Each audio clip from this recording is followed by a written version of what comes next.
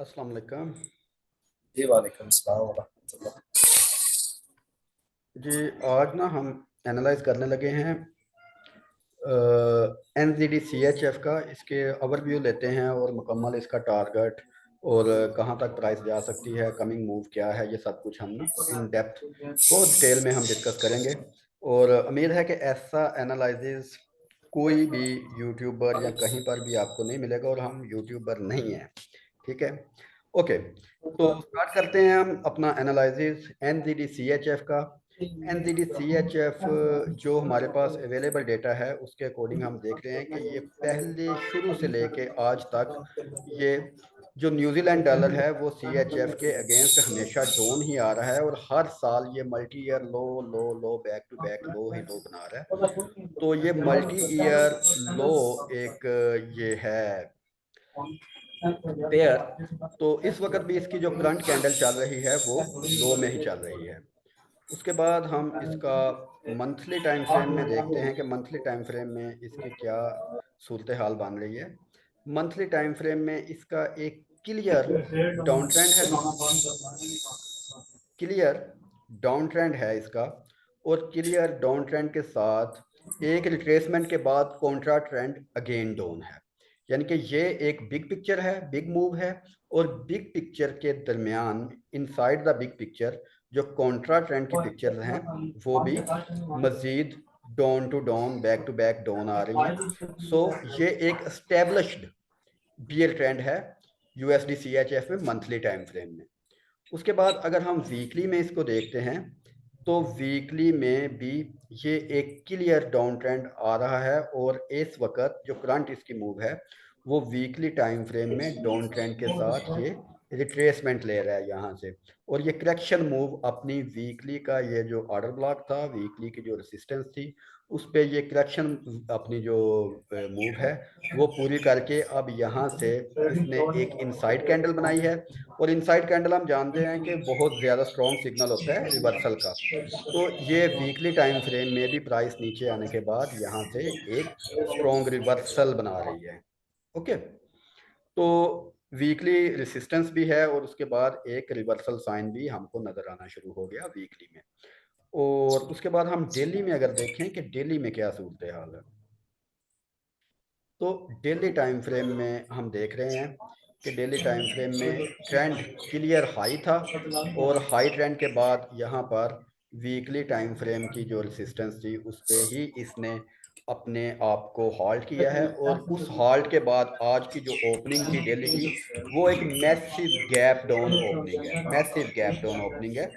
तो gap down opening आप जानते हैं कि यहाँ पर ओवरनाइट कोई डेवलपमेंट हुई है, ओवरनाइट इसमें कोई वॉल्यूम बिग वॉल्यूम आया, और ओवरनाइट में ही कोई ऐसी डेवलपमेंट हुई है जिसने कि मार्केट को गैप लेने पे मजबूर किया। और गैप डाउन गैप इसका मतलब स्टार्टिंग पे ही डाउन गैप का मतलब क्या है आप अच्छी तरह जानते हैं कि इसका मतलब है कि शायद यहाँ पर बियर एक्टिवेट हो चुके हैं।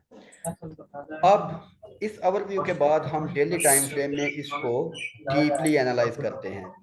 डेली टाइम फ्रेम में प्राइस हम डिस्कस कर चुके हैं। प्राइस के बाद दूसरी चीज़ जो डिस्कस करने वाली होती है पैटर्न्स, वो भी हम डिस्कस कर चुके हैं कि यहाँ पर डबल टॉप पैटर्न बना, और डबल टॉप पैटर्न ये फेक आउट सिग्नल दिया एक गैप डाउन के साथ। सो ये जो यहाँ पर जो स्नैरियो है वो डॉन का है। उसके बाद वॉल्यूम हम देखें तो ये इस पूरी रैली के दरमियान यहाँ से लेके यहाँ तक काफ़ी मैसिव वॉल्यूम रहा ना। और जब ये ऐसे डबल टॉप पे गया इस कैंडल के बाद, यहाँ पर प्रॉफिट बुकिंग के बाद, जो ये जो पिछले हफ्ते के कैंडल्स ऊपर गई उनमें वॉल्यूम बिल्कुल भी नहीं था।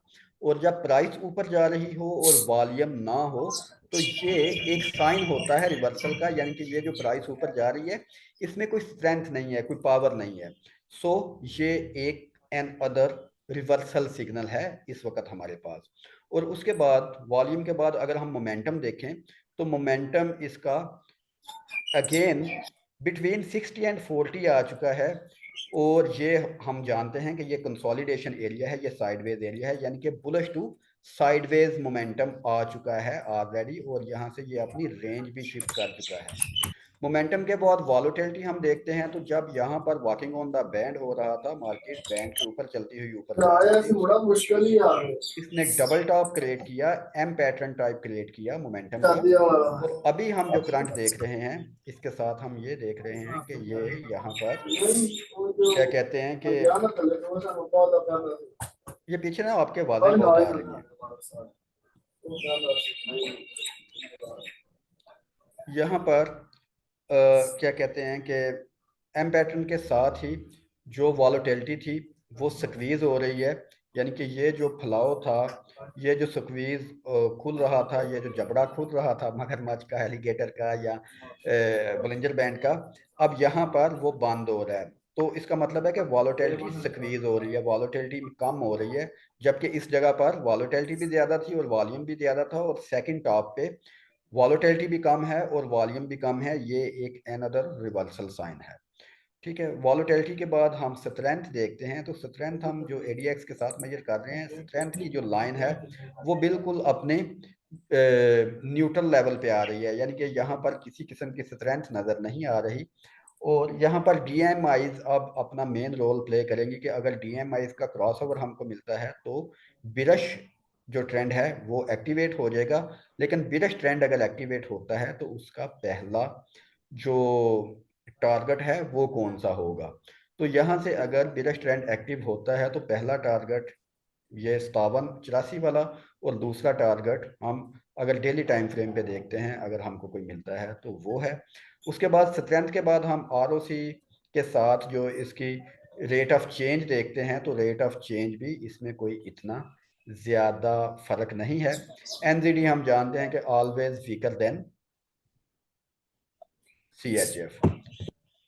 पहला टारगेट इसका हम ये वाला हम मार्क कर चुके हैं, और जो सेकंड टारगेट है इसका वो ये है, क्योंकि ये डेली टाइम फ्रेम में ये हमारे पास एक इम्बैलेंस एरिया है। सो ये हमारा सेकंड टारगेट है। ये चीज़ें क्लियर हो गई आपको? जी बिल्कुल क्लियर ठीक है। अब उसके बाद नेक्स्ट चीज़ जो हमने गौर करनी है वो ये है कि हमने एंट्री किस टाइम फ्रेम में लेनी है। तो एंट्री टाइम फ्रेम है हमारा H4। H4 में जो करंट सिनेरियो है, H4 में अभी तक प्राइस ने अपने आप को क्लियर नहीं किया, यानी कि H4 में भी अगर हम रिवर्सल एंट्री देख रहे हैं तो अभी तक रिवर्सल साइन H4 में हमको कोई भी नहीं मिला। इसलिए हम बेहतर ये है कि अभी हम वेट करें H4 का, जब तक ये वाला लेवल ब्रेक नहीं होता, ये वाला लेवल ब्रेक नहीं होता और यहाँ से ब्रेक होने के बाद प्राइस अगेन ऊपर नहीं जाती,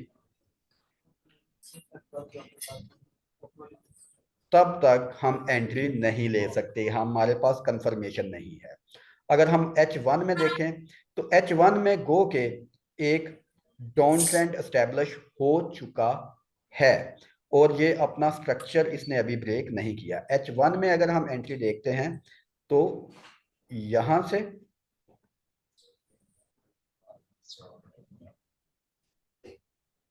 उसके बाद एक रिवर्सल साइन यहां से,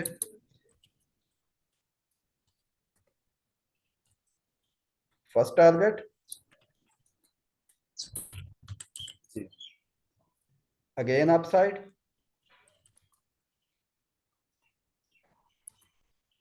एंड देन कंटिन्यू। ओके, तो ये है करंट सिनेरियो। H1 में अगर हम एंट्री लेते हैं तो उसकी जो मूवमेंट है वो कुछ ऐसी होगी, और अगर हम H4 की मूवमेंट देखते हैं तो वो कुछ इस तरीके से चलेंगी, और इस जगह पर पहुंच के अगर हम H1 में लेते हैं, एक एंट्री हम यहाँ से लेके यहाँ पर उसका प्रॉफिट बुक करेंगे और दूसरी एंट्री हम यहाँ से एंटर करेंगे। लेकिन अगर हम H4 में चलते हैं तो H4 में कुछ इस तरह का जब तक सिनेरियो हमको नहीं मिलता, हम इसमें पोजीशन ओपन नहीं कर सकते। क्लियर हो गया? जी क्लियर और उसके बाद इसका जो रिस्क टू रिवार्ड रेशो और ये चीज़ें हम डिस्कस कर लें कि इस एंट्री की स्ट्रेंथ क्या है। अगर हम H1 में यहाँ से एंट्री लेते हैं तो हमारा जो स्टॉप लॉस है वो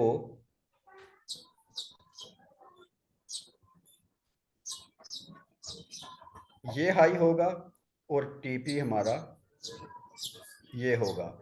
ये 1/3 की एंट्री मिलती है, और उसके बाद अगर H4 की कंफर्मेशन हमको साथ मिल जाती है तो फिर ये एंट्री यहाँ तक हम राइट करेंगे 1/8 की रिस्क रिवार्ड रेशो के साथ।